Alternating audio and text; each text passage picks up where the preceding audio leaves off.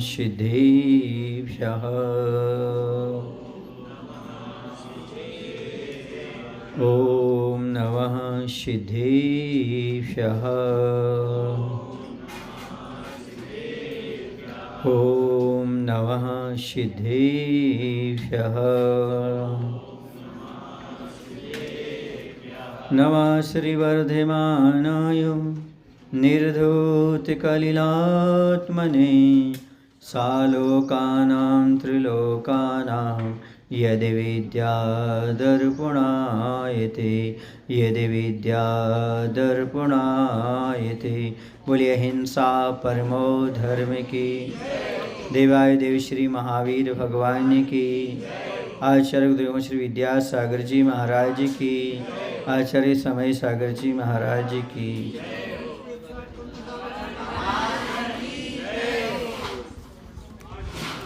आज हम सम्यक दर्शन के बारे में समझेंगे। बहुत सारे लोग, कल किसी ने पूछा था सम्यक दर्शन आकर है क्या चीज़। तो सम्यक दर्शन किसे कहते हैं? तो कहते हैं जैसे नींव के बिना भवन, जड़ के बिना वृक्ष नहीं हो सकता, वैसे सम्यक दर्शन के बिना ज्ञान और चारित्र नहीं हो सकता।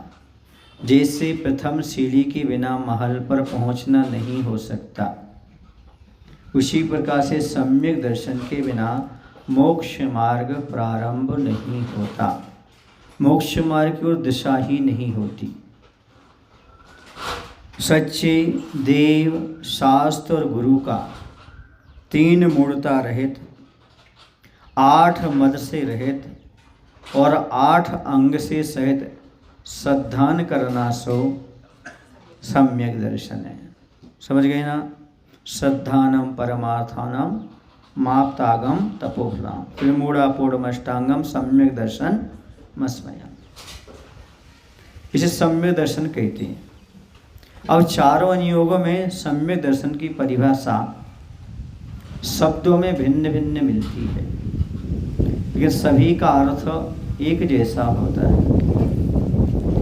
जैसे प्रथमानुयोग के अनुसार सच्चे देवशास्त्र गुरु पर श्रद्धा रखना सो सम्यक दर्शन है। कर्णानुयोग के अनुसार 7 प्रकृतियों के उपशम, क्षय और क्षय उपशम से होने वाले श्रद्धारूप परिणाम का नाम सम्यक दर्शन है। चरणानुयोग के अनुसार प्रशम, संवेग, अनुकंप और आस्तिक का भाव होना सो सम्यक दर्शन है। द्रव्यानुयोग के अनुसार तत्वार्थ का श्रद्धान करना सो सम्यक दर्शन है।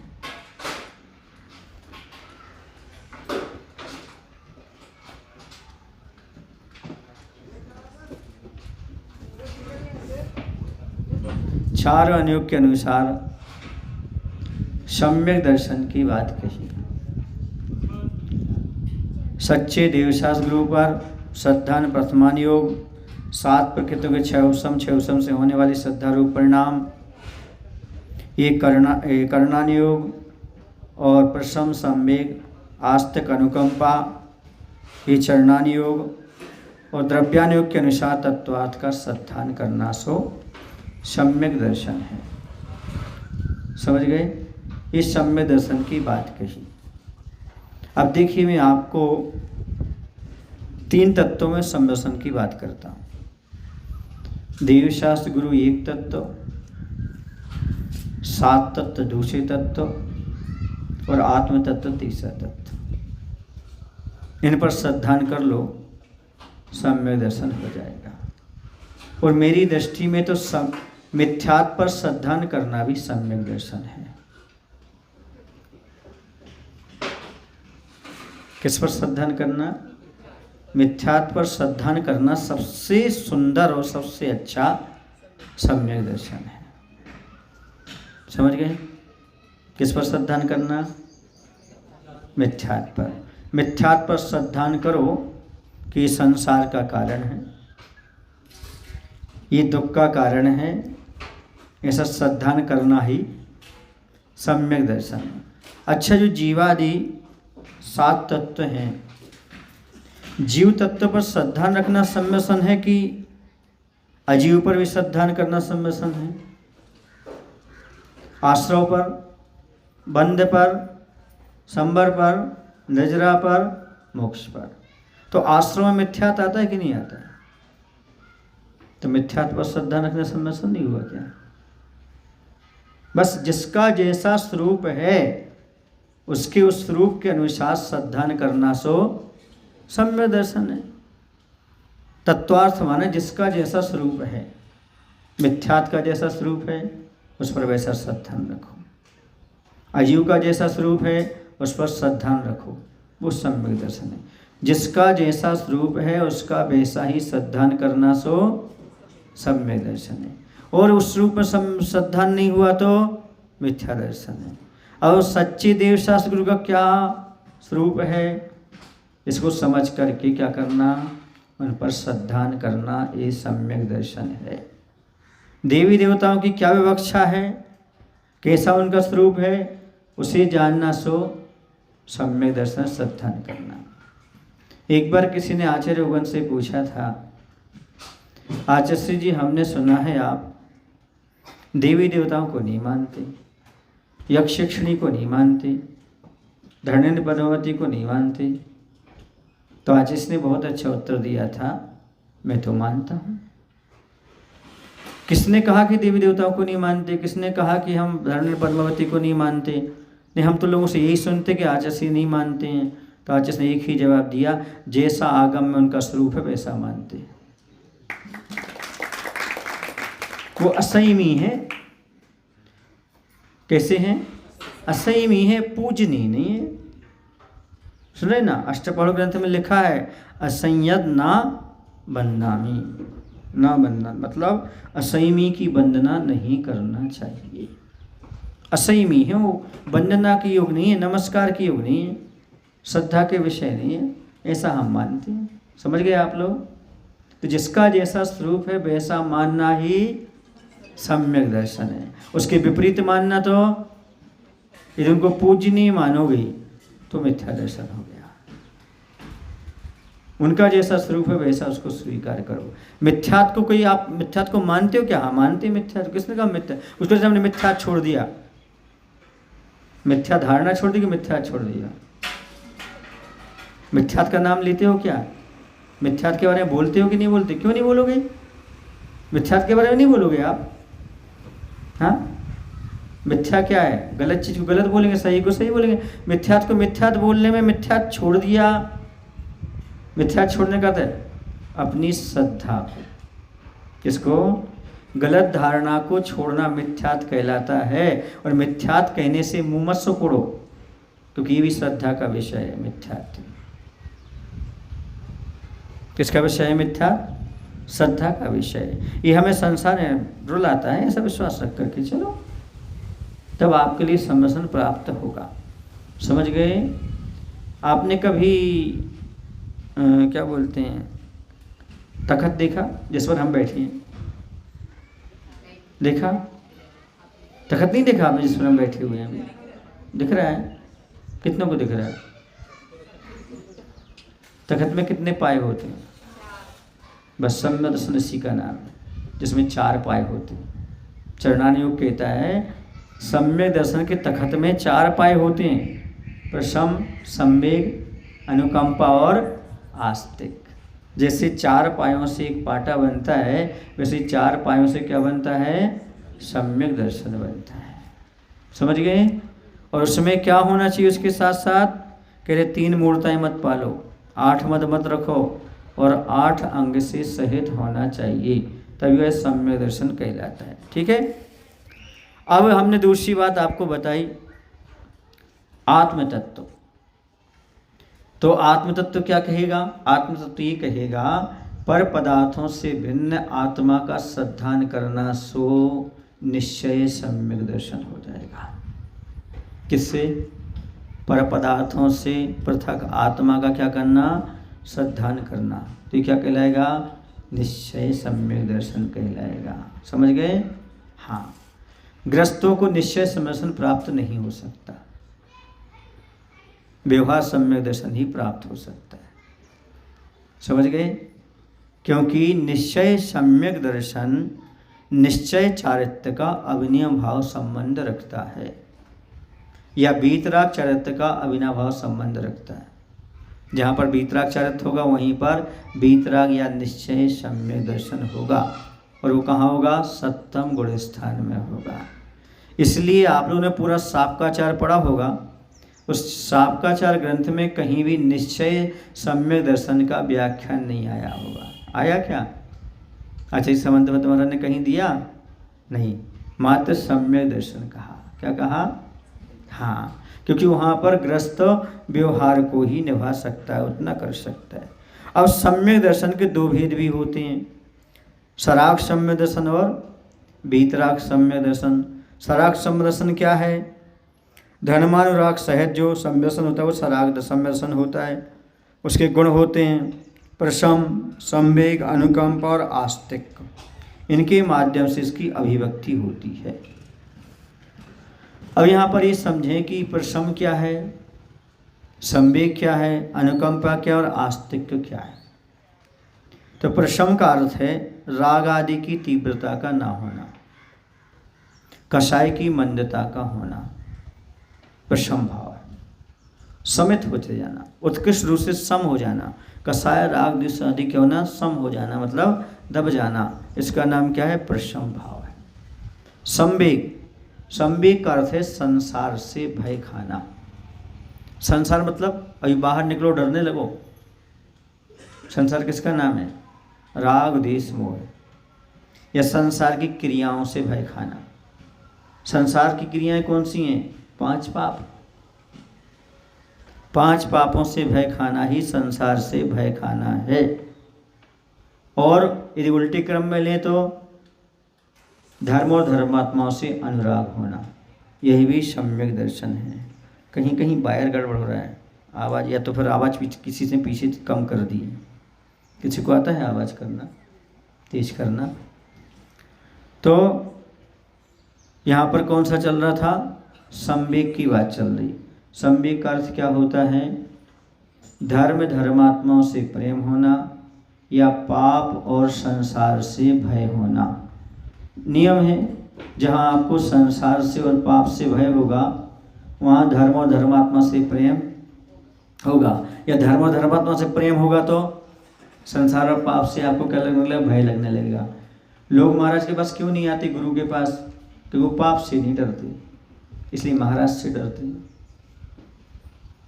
कोई तम्बाकू खाता, कोई बीड़ी पीता है, कोई रात में खाता है, तो पाप से डरता नहीं है, तो महाराज से डरता है। और जो ये सब छोड़ के ही बैठा है वो महाराज से नहीं डरता, क्योंकि किससे डरा हुआ है? पाप से डरा हुआ है। समझ गए?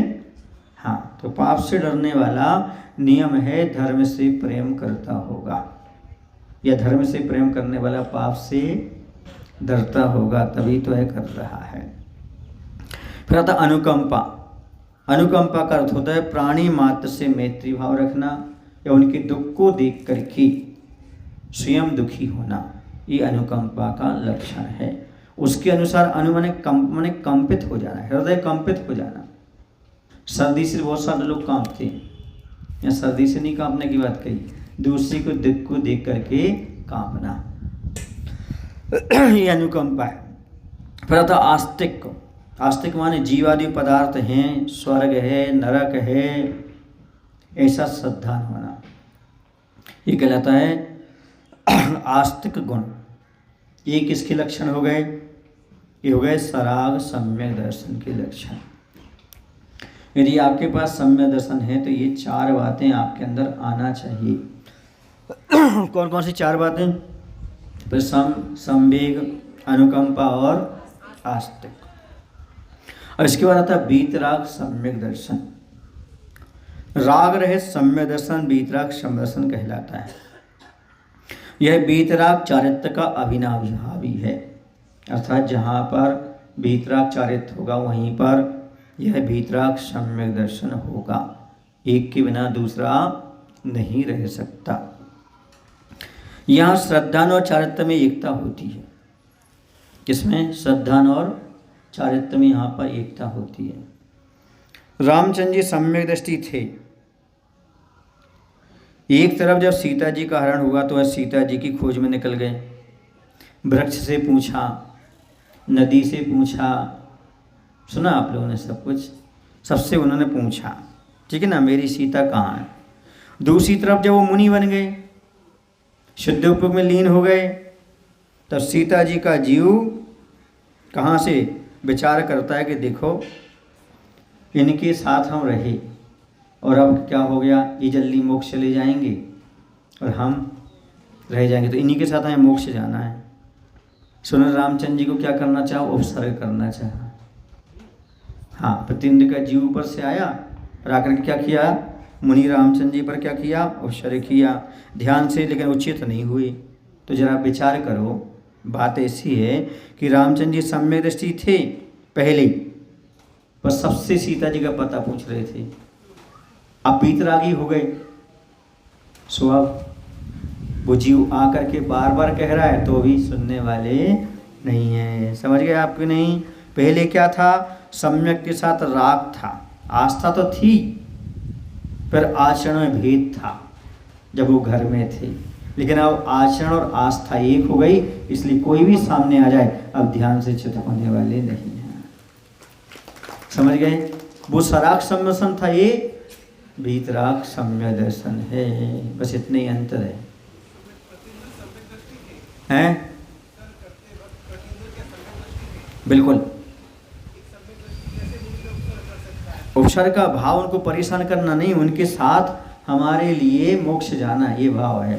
राग बस आदमी कुछ भी कर सकता, राग में उसे दिखाई नहीं देता मैं अच्छा कर रहा हूँ कि बुरा कर रहा हूँ, उसका भाव ही बुरा कहाँ है, हम इनके साथ मोक्ष जाएंगे?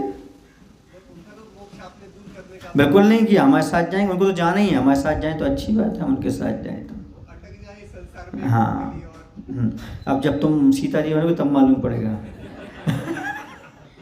अभी कहना सरल है, या आपकी सीता जी हैं क्या? समझ गए ना? तो उनसे पूछना जो आप कह रहे हो, ठीक है ना, तब मालूम पड़ेगा, क्योंकि संबंध से मालूम पड़ता है, निमित्त निमित्त संबंध से इस प्रकार का भाव आता है। समझ रहे आप लोग कि नहीं? ऐसा राग होता, भाव भाव का राग इस प्रकार का काम करता है, इसलिए ऐसे परिणाम होते हैं। उस समय ऐसा विचार नहीं आता जैसा आप अभी विचार कर रहे हैं ना, राग में आदमी सब कुछ भूल जाता है। जैसे बेटे का फोन आता है, यहाँ पर आप मंदिर में हो तो क्या करते हो? आप सम्यक दृष्टि हो क्या? भगवान को छोड़ के वो बेटे की बात सुन रहे हो, सुनते हो कि नहीं सुनते हो? आप कहाँ गए हो सम्यक दर्शन?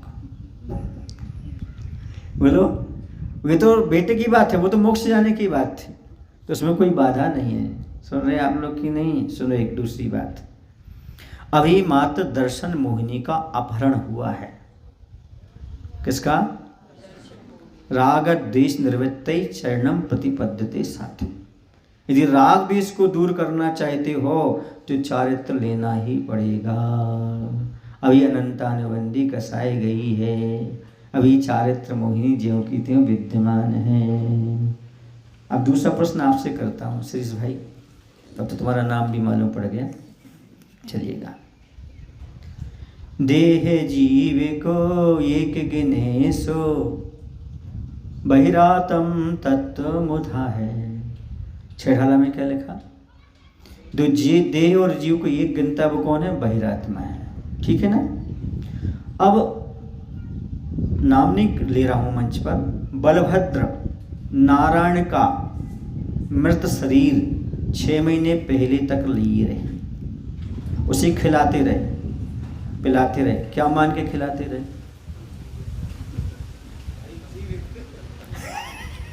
देह जीव को एक गिने सो बहिरात्म तत्व बोधाय। जो देह और आत्मा को एक मानता है वो कौन है? बहिरात्मा है। तो क्या छायक समष्टि बहिरात्मा हो सकता है? फिर कैसे खिलाते रहे? हाँ, राग परिणाम। कौन सा? ऐसे ही सीता जी आई थी, प्रतिबिंब का जीव, वो मोह नहीं था, वो राग था। क्या था? हाँ, सम्यक दृष्टि होने के बाद भी राग विद्यमान रहता है। इसलिए कहते हैं राग द्वेष छोड़ने के लिए या तो साधु के चरणों में आओ या साधु बन जाओ, तभी राग द्वेष छूटेगा। ये छूटने वाला नहीं, इतनी सहज नहीं है राग द्वेष छूट जाए, बहुत कठिन काम है। महापुरुष भी तद्भव मोक्षगामी जीव भी 6 महीने तक देह जीव को एक गिने सो बहिरातम तत्मुधा है। लिखने वाले तो लिख देते हैं पर चिंतन नहीं कर पाते, इसके आगे क्या चिंतन है, कैसा है, किस रूप में, समझ गए। समय सार ग्रंथ में तो जल्प मात्रम बहिरप्पा कहा है। जल्प मात्रम बहिरप्पा, जो मुनिराज ध्यान से बाहर आए और बोले, बहिरात्मा बोल दिया उन्होंने। तो पहले गुणस्थान वाले बहिरात्मा अलग हैं और छठे गुणस्थान वाले बहिरात्मा अंतर है। 3 प्रकार का ज्ञान होता है। कितने प्रकार का अज्ञान? 3 प्रकार का। एक अज्ञान मिथ्यात्व के साथ, सुने ना, किसके साथ है? मिथ्या से। दूसरा अज्ञान वो है जब तक मुनि अवस्था नहीं आई, है ना, पुष्कर मुनि अवस्था के बाद एक अज्ञान 12वें स्थान तक है, जब तक केवल ज्ञान नहीं हुआ। तो सारे अज्ञान एक नहीं होते। मुनि महाराज का अज्ञान और सावक का ज्ञान एक नहीं है। ऐसे ये चौथे गुण स्थान वाले के नीचे वाला बहिरात्मा और मुनि अवस्था में छठे गुण स्थान वाला बहिरात्मा दोनों एक नहीं है। कथन शैली बहुत अंतर है, दोनों में अलग अलग कहा जा रहा है। इसी प्रकार से सम्यक दृष्टि ऐसा नहीं करता, ऐसा कह नहीं सकते। समझ गए आप लोग कि नहीं? अच्छा, भरत चक्रवर्ती ने चक्र चलाया था कि फिसल गया था? भरत चक्रवर्ती ने बाहुबली पर चक्र चलाया था कि फिसल गया था? नहीं, हमने तो ऐसे ही सुना, ये फिसल गया था। और लिखा है ये अस्त्र शस्त्र बुद्धिपूर्वक चलते ही फिसलते कभी नहीं। क्यों? हाँ, तो चौथे गुण स्थान तक लिस्सा में क्या दिक्कत है? चौथे गुण स्थान तक 6 लिस्सा में दिक्कत क्या है, मैं बताऊं? अनंत अनुबंधी नहीं आके धमा करी, बाकी सब ठीक है, एक ही काम है। बाकी तो तुम चाहो कैसे काम ना हो तो कैसे फिर तो असंयमी मरने और मारने से नहीं डरता। क्या लिख लो डायरी में, असंयमी मारने और मरने से नहीं डरता। नरकों में यही करता है पट्टा, और मरने और मारने से नहीं डरता। यहाँ भी नहीं डरता। युद्ध क्षेत्र में कितना युद्ध करता है, कितनी लड़ाई झगड़े करता है, कितनी जीवों को मारता है, कितनी प्रार्थना होती है, क्योंकि असंयम दशा ही है। समझ गए? इसे तो कहा है सकल संयम लेना बहुत जरूरी है। राग द्वेष की निर्वृत्ति के लिए वीतराग चारित्र चाहिए। कौन सा चारित्र? वीतराग चारित्र चाहिए। और वो कब मिलेगा? जब 5 पापों का पूर्णता त्याग हो जाएगा। समझ गए ना? और सहन करते करते जो रामचंद्र जी अवसर को सहन करते करते केवल ज्ञान को प्राप्त हो गए। जो कुछ समय बाद केवल ज्ञान होना था और पहले हो गया। सुने ना, सम्यक दृष्टि के अवसर का फायदा। जो बाद में होना था केवल ज्ञान, वो क्या हो गया? पहले केवल ज्ञान की प्राप्ति हो गई। तो दोनों में कितना अंतर होगा? वो ग्रस्त अवस्था का था सम्यक दर्शन, ये मुनि अवस्था का। इसलिए सम्यक दर्शन में बहुत ही फैकल्टी होती, बहुत ही अंतर आ जाता है। सावक का सम्यक दर्शन अलग है और मुनि महाराज का सम्यक दर्शन अलग है। दोनों में बहुत आता है। एक में मात्र आस्था है, दूसरे में आस्था के साथ साथ आचरण भी है। दोनों का तालमेल वहाँ पर बैठ जाता है। अब आगे समझे व्यवहार सम्यक और वीतराग और सराग सम्यक दर्शन। अब दूसरा आता है व्यवहार सम्यक दर्शन और निश्चय सम्यक दर्शन। तो शुद्ध जीव आदि तत्वार्थों का श्रद्धानुरूप सराग सम्यक्त व्यवहार सम्यक्त कहलाता है, और वीतराग चारित्र के बिना नहीं होने वाला वीतराग सम्यक्त निश्चय सम्यक्त कहलाता है। वीतराग कह लो, निश्चय कह लो, एकार्थवाची है। सराग कह लो, व्यवहार कह लो, एकार्थवाची है। ठीक है? सराग सम्यसन कह लो, व्यवहार सम्यसन कह लो, वीतराग कह लो, निश्चय कह लो। ठीक है? एकार्थवाची। अब 2 सम्यक दर्शन और होते हैं। विसम्यक दर्शन नहीं होते, वो उत्पत्ति की अपेक्षा होती, निसर्गज और अधिगमज। विसम्यक दर्शन के भेद तो नहीं है, बस सम्यक दर्शन उत्पत्ति किस अपेक्षा से होती, उस अपेक्षा से दो भेद हो गए। यानी सम्यक दर्शन की उत्पत्ति की अपेक्षा से कितने भेद हो जाते हैं? दो भेद, निसर्गज और अधिगमज। निसर्गज माने बाय नेचुरल और अधिगमज माने बाय लर्निंग। ठीक है, नेचुरल कैसे हो गया? जो पर के उपदेश के बिना जिनबिंब दर्शन, वेदना, जिन महिमा दर्शन आदि से उत्पन्न होता है उसे निसर्गज सम्यक दर्शन कहते हैं। उसमें किसी को उपदेश की आवश्यकता नहीं पड़ती। जिनेंद्र भगवान की प्रतिमा देख ली, मुनि मुद्रा देख ली, समझ गए? या नरकों में वेदना हो गई, अति वेदना, तो वेदना जन्य सम्यसन की प्राप्ति हो जाती है। पंचकणक प्रतिष्ठा आदि देख ली, जिन महिमा दर्शन कर लिया तो अभी देवताओं को क्या हो जाता है? सम्यसन की प्राप्ति हो जाती है। उससे बोलते हैं निसर्गज सम्यक दर्शन। दूसरा होता है अधिगमज सम्यक दर्शन, जो गुरु आदि पर के उपदेश से उत्पन्न होता है वह अधिगमज सम्यक दर्शन होता है। समझ गए? अनादि मिथ्या दृष्टि को जब भी सम्यक दर्शन होगा अधिगमज ही होगा, क्योंकि अनादि मिथ्या दृष्टि को देशनल अवधि पूर्वक ही सम्यक दर्शन की प्राप्ति हुआ करती। गुरु के मुख से सुनेगा, देशनल अवधि प्राप्त करेगा, तभी जाकर के वह कर्ण अवधि में ढलेगा, फिर जाकर के सम्यक दर्शन को प्राप्त करेगा। इसी तो कहते हैं जिसके जीवन में गुरु नहीं उसका जीवन शुरू नहीं, क्योंकि पहली बार सम्यक दर्शन तो देशनल अवधि पूर्वक। हाँ, किसी जीव को एक बार सम्यक दर्शन प्राप्त हो गया, फिर छूट गया, फिर दोबारा सम्यक दर्शन प्राप्त करना है तो देशनल अवधि की आवश्यकता नहीं पड़ेगी।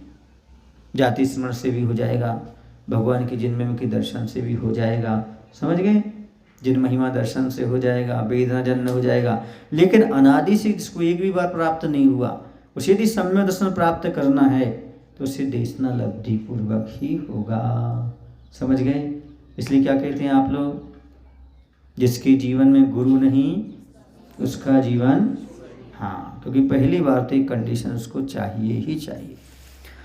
अब निसर्गज अधिगमज में अंतरंग निमित्त क्या बनता है? बाहर का निमित्त तो हो गया, जिनमें में दर्शन है, जाति स्मरण आदि है, ठीक है।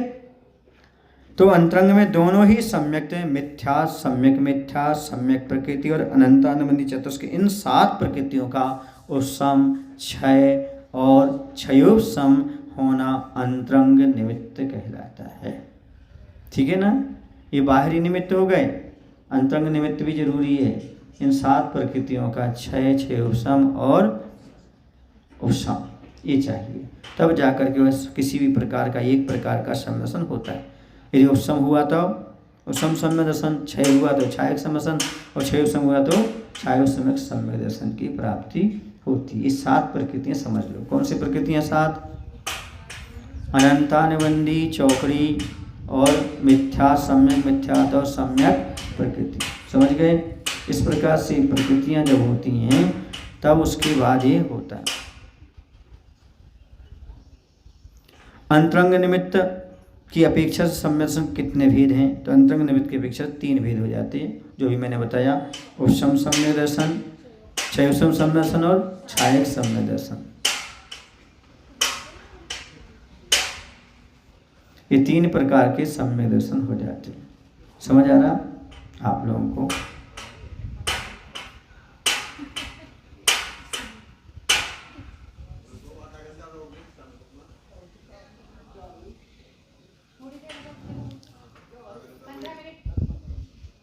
पहला है प्रथमोपशम सम्यक दर्शन। कौन सा है? मिथ्या दृष्टि जीव को जो दर्शन मोहिनी की 3 प्रकृतियां अर्थात मिथ्यात्, सम्यक मिथ्यात्, सम्यक प्रकृति एवं अनंतानुबंधी, क्रोध, मान, माया, लोभ, इन 7 प्रकृतियों के उपशम से जो सम्यक दर्शन होता है उसे प्रथमोपशम सम्यक दर्शन कहते हैं। यह चारों गतियों के जीवों को होता है।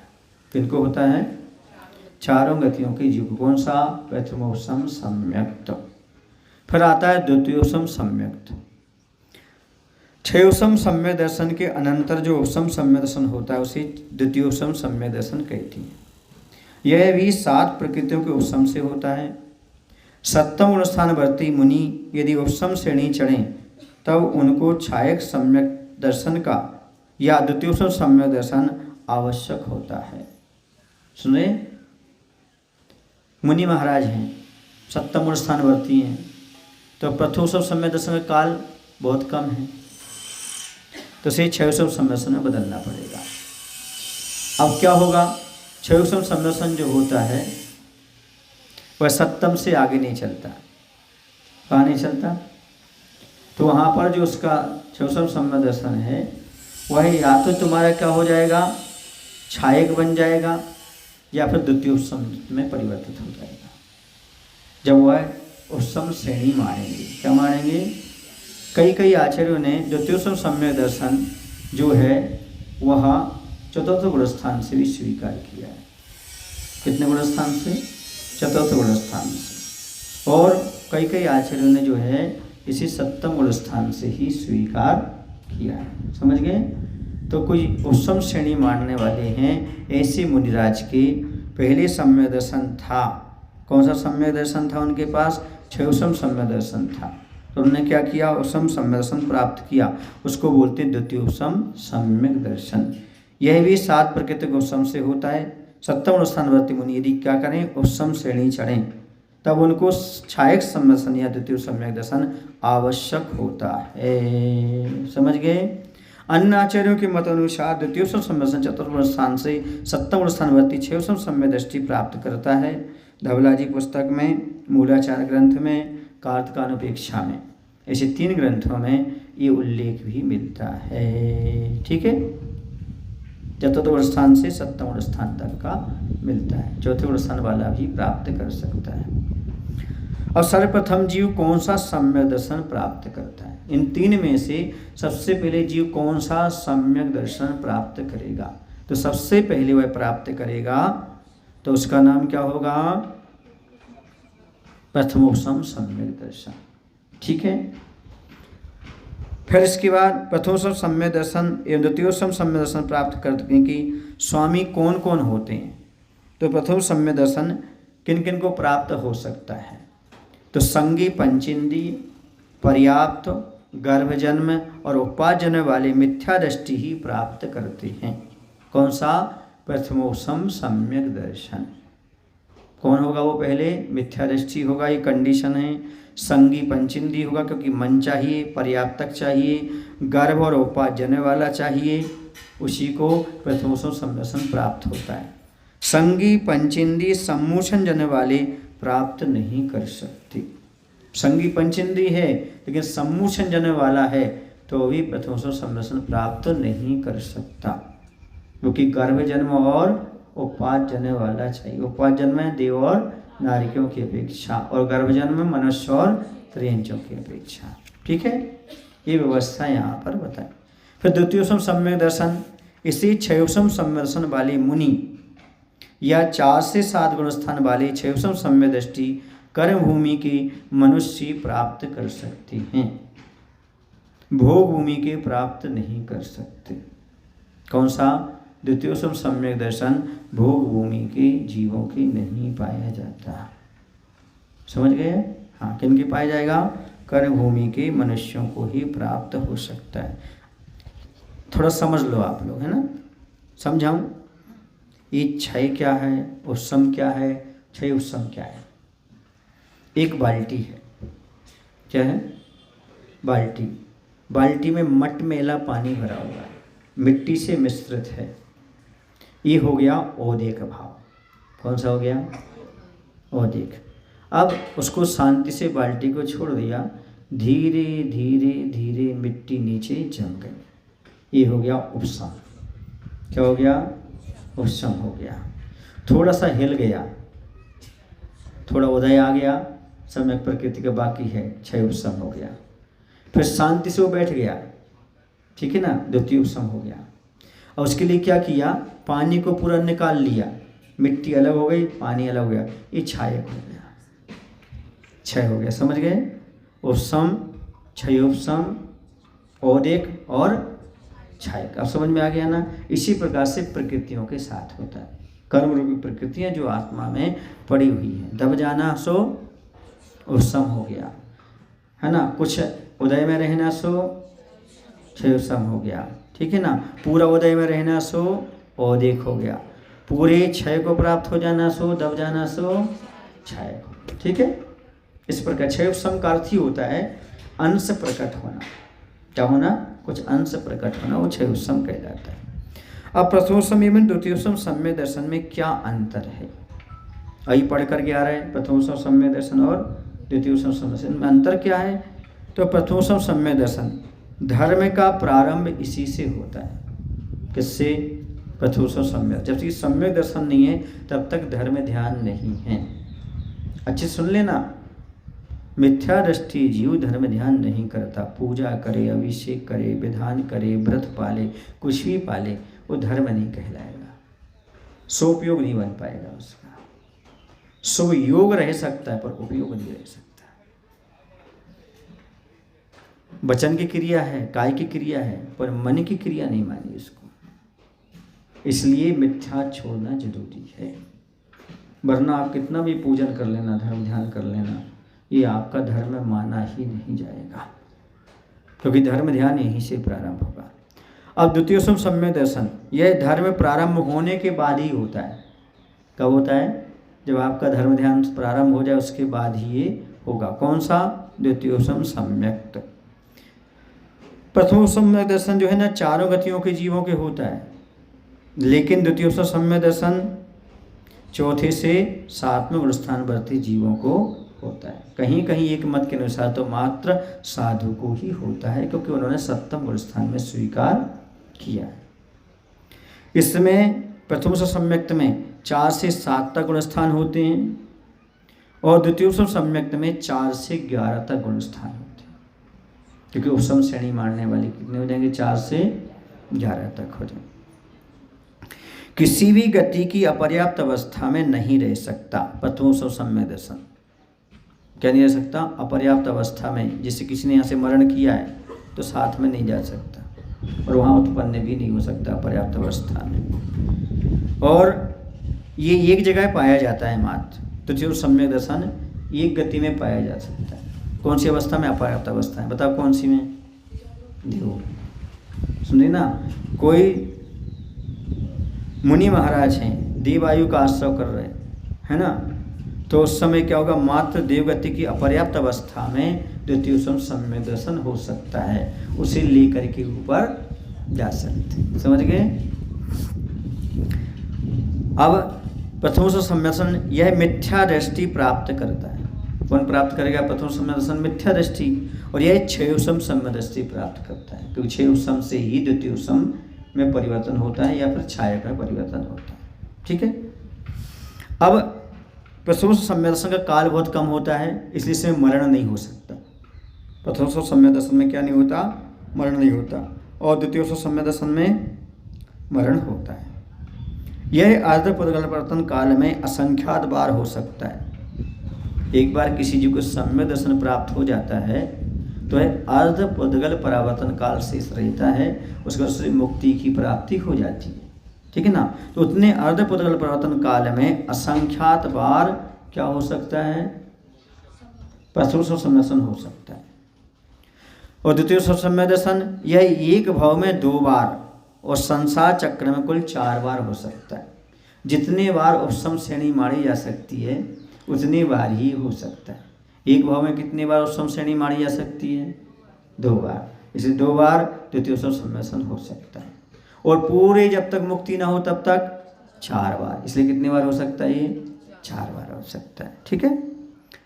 अब एक बार प्रथम सम्यक दर्शन होने के बाद पुनः प्रथम सम्यक दर्शन असंख्यात वर्ष के बाद ही हो सकता है। एक बार प्रथम सम्यक दर्शन प्राप्त हुआ, अब कब होगा, असंख्यात वर्ष के बाद होगा। इसके पहले और हो सकता है, वो ना हो, है ना। यह अंतर्मुहूर्त बाद पुनः हो सकता है। द्वितीय सम्यक दर्शन क्या हो सकता है, अंतर्मुहूर्त बाद पुनः हो सकता है। अंतर्मुहूर्त होने पर भी इसका काल कम है। किसका, प्रथम सम्यक दर्शन का अंतर्मुहूर्त है, फिर उसमें काल कम है। और द्वितीय सम्यक दर्शन, इसका काल प्रथम सम्यक दर्शन के काल से संख्यात गुणा अधिक है। किसका, द्वितीय सम्यक दर्शन का। जो प्रथम सम्यक दर्शन है इसमें त्रिकरण परिणामों की शुद्धिहीन है और इसमें प्रथम सम्य दर्शन की अपेक्षा त्रिकरण परिणामों की शुद्धि अनंत गुणी अधिक है। त्रिकरण कौन से हैं? हाँ, आधाकरण, अनवित्तीकरण और अपूर्वकरण। ठीक है, इस प्रकार से। अब यहाँ पर एक बात आई, अर्ध पुद्गल परावर्तन। एक काल का कितना समय होता है? सुनो, अंतर मुहूर्त से लेकर के, लिख लो डायरी में, अंतर मुहूर्त से लेकर के असंख्यात 24 काल बीत जाए, इतना होता है। हाँ, कितनी? असंख्यात 24 बीत जाए, ये होता अर्ध पुद्गल परावर्तन काल। क्योंकि संसार अनंत है। कैसा है? उसका चुल्लू भर प्रमाण इतना ही बनता है। या तो अंतर मुहूर्त ले लो या फिर उससे और आगे आगे आगे आगे वहाँ तक ले लो पूरा। इसी तो कहते हैं पुरुषार्थ करो। कुछ लोग इसको नहीं मानते हैं, वो कहते एक बार सम्मिलन हो गया, नियम से हमें तो मोक्ष जाना ही जाना है। जाना तो है भैया, लेकिन भटकन से बचो। भटकन से कब बचोगे? जब चारित्र्य की शरण बोलोगे, वरना असंख्यात 24 तक भटकते रहो। बोलो भाई, जैसे मरीचि का जीव पूरी 24 ही निकल गई, भटकता रहा कि नहीं रहा? चाहता तो अच्छे अच्छे ऊपर के स्वर्ग को प्राप्त कर लेता, पूरा समय व्यतीत कर लेता, लेकिन नहीं, मिथ्यात्व में चला गया, पुरुषार्थहीनता कर दी, तो एक इंद्रिय आदि पर्याय में जाकर जन्म लेना पड़ा। समझ आ रहा? इसलिए ये अर्धपुद्गल परिवर्तन काल थोड़ा मत समझना। पुरुषार्थ वालों को थोड़ा है और शांत बैठने वालों को असंख्यात 24 है। समझ आ रहा है आपको? हाँ, इसलिए पुरुषार्थ भी करते रहना चाहिए। अब इसके बाद 2 सम्यक दर्शन की ओर अपन बात कर लेते हैं। आज ही कर लेंगे, कल करेंगे? 24 नहीं समझते हो? वो सर्पणी अवसर्पणी की, हाँ 24 निकल जाएंगे संख्यात। जैसे अभी आदिनाथ से लेकर के महावीर तक एक 24 हो गई, ऐसे संख्यात 24 व्यतीत होने तक भी समय है। समझ गए ना? इतना सहज मत समझना। हाँ, अनंत किसे कहते हो? ये कोई परिभाषा नहीं है, लिखो। अरे लिखो, अनंत की परिभाषा क्या है? जिस राशि में से व्यय होता रहे लेकिन आय ना हो, फिर भी ज्यों का त्यों बना रहे, उसका नाम अनंत है। लिखो, अनंत किसे कहते हैं? जिस राशि में से व्यय तो होता रहे लेकिन आय ना हो, फिर भी कैसा बना रहे? ज्यों का त्यों, उसका नाम क्या है? अनंत है। आप बोल देते हो इनफिनिट, क्या बोल देते हैं? जिसका अंत नहीं उसका नाम अनंत। ऐसा थोड़ी बोला जाता है। देखो, जिस राशि में से व्यय होता रहे लेकिन आय ना हो, जो फिर भी ज्यों के त्यों बनी रहे, उसका नाम क्या है? अनंत है। समझ गए ना? इसे बोलते हैं अनंत। ये सही डेफिनेशन है ग्रंथों के अनुसार। किसके अनुसार? ग्रंथों के अनुसार। ये अनंत की परिभाषा है। 2 बातों पर आप लोग गाफिल हो जाते हैं, एक इतर निगुण और नित्य निगुण। हाँ, इतर निगुण किसे कहते हैं? हाँ, जो निकल करके फिर चला गया हो निगोद से, ठीक है। इतर नित्य निगोद और कभी नहीं निकल सकता। हाँ, सुधार कर लो, कभी निकल नहीं सकता ऐसा नहीं, अभी तक नहीं निकला, आगे निकल सकता है। क्या? नित्य निगोद का अर्थ ये नहीं है कि कभी नहीं निकलेगा, अभी तक नहीं निकला, उसका नाम क्या है? आगे निकल सकता है। वरना अभव्य की परिभाषा में नहीं उसको ऐड कर देते, अभव्य को उदाहरण में नहीं। नित्य निगोद का अर्थ ऐसा नहीं होता है कि जो कभी नहीं निकलेगा। नित्य निगोद का अर्थ है जो अभी तक नहीं निकला, बस कल निकल सकता है, एक क्षण बाद निकल सकता है। हाँ, लेकिन अभी तक नहीं निकला, इसलिए किसका क्या नाम है? उसका नित्य निगोद, लेकिन आगे वह निकल सकता है।